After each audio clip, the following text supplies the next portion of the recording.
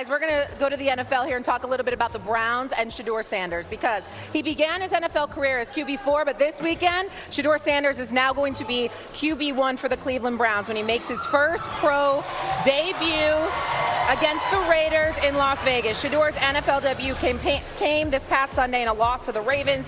He struggled, but now obviously he's going to have a full week of practice with the ones. And so, what are we going to make of Shedeur Sanders? What does he have to do this weekend, Channing? First, he has to go out there and ball, but you got to put it all on Front Street first. The man got kidnapped by the organization up front. They didn't want him, then they got him after Dylan Gabriel. Now they're trying to work the man back in. If he balls in his first attempt on the field, after having no snaps at practice with no starters, don't kidnap this man. Mommy wanted me, daddy didn't want me. If he balls this week, he has to start, and flat out, he's better than Dylan Gabriel. I just said it 100 times. But I'll say it this way. I'll say it this way, and I'll tee you up, Fred. That's what the narrative, you would think so, but my challenge to Shedeur is play a clean game. Play within yourself and allow your talent to take over when you have an opportunity to take over, right? I think so much is to be said about how Kevin Stefanski has handled this situation or has mismanaged this situation, but nevertheless, we're here now.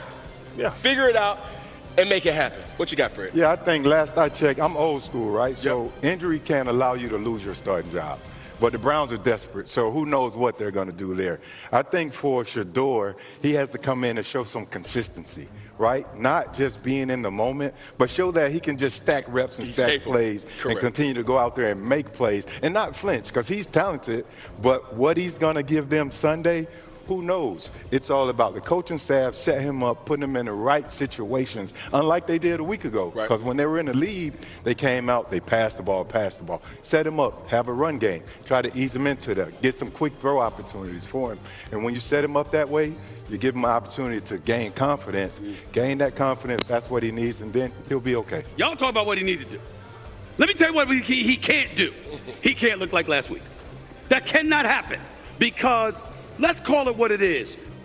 I don't care what anybody say. A two-time coach of the year harbors some responsibility for that quarterback looking ill-prepared. That bothers me. They didn't put him in a position where he looked prepared. No cadence, no calls, no anything, no work with the first team whatsoever at all. And when you know your QB2 is a rookie and your QB1 is an undersized dude that got to get the ball out of his hands inside of 2 seconds, otherwise he's a concussion waiting to happen, which is what happened. You got to have Shedeur Sanders better prepared than that. And I don't believe that Kevin Stefanski had him better prepared. So because of that, he goes out, he completes 25% of his passes. Now you made the announcement on a Wednesday, this is going to be your starting quarterback. Obviously, he's going to get reps with the first team. And because of that, you combine that with him going against the Raiders. The Raiders. This is the Raiders, y'all. We all know how they've looked this year. You've got to look better than that. Just make sure. He doesn't have to be spectacular or anything like that. He just has to look better than what he looked like last week. We're bouncing around it. This game against the Raiders is his only chance.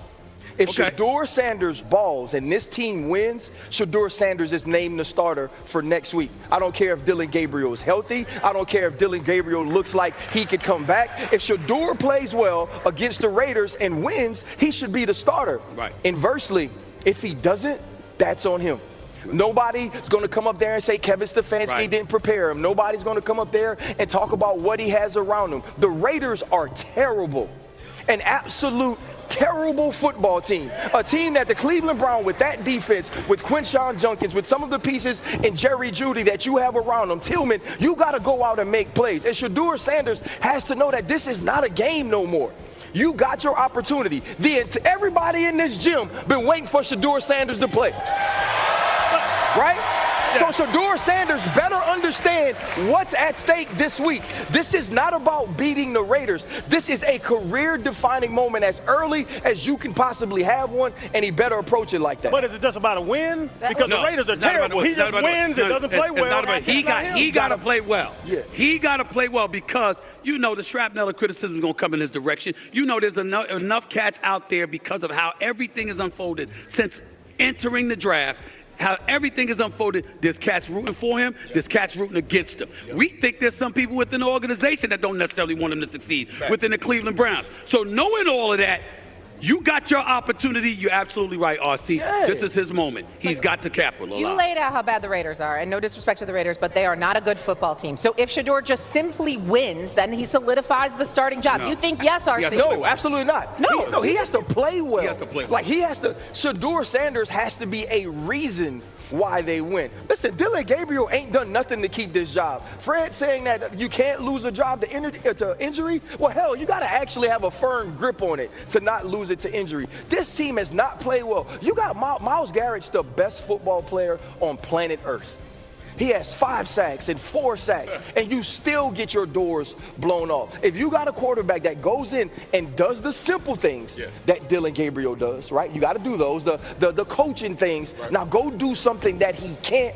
Take hold of this job and win this game. So to that point, I always say this, to the players that see one in. You don't have to do anything special to be special, right? It's a very common, kind of statement, but it's true.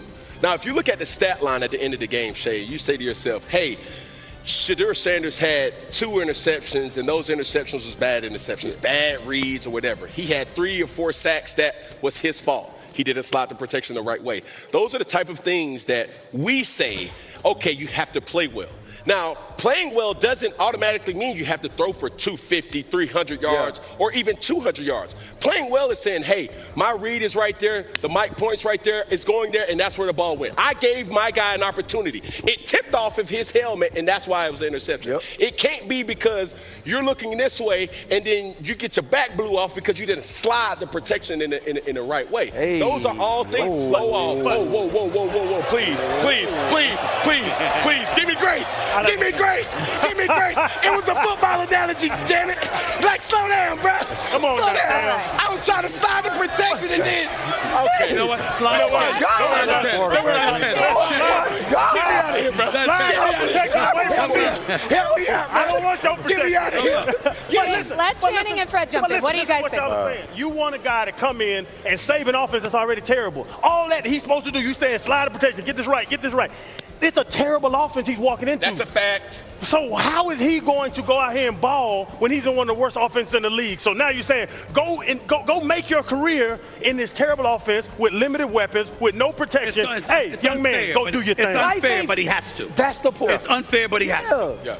There's no way around it. He doesn't play for anybody else. He plays for this Cleveland Browns team. Yeah. He plays for this Cleveland Browns team that they're saying, there's an offensive coordinator, Fred. There's a head coach that might not want to, where the GM wants him, the owner's willing to go there. He's got to do it no matter what the circumstances. Yeah, it's a lot of bigger issues outside of Shedeur, but for Shedeur, he has to embrace this opportunity. He should be lighting up this entire week ready for Sunday.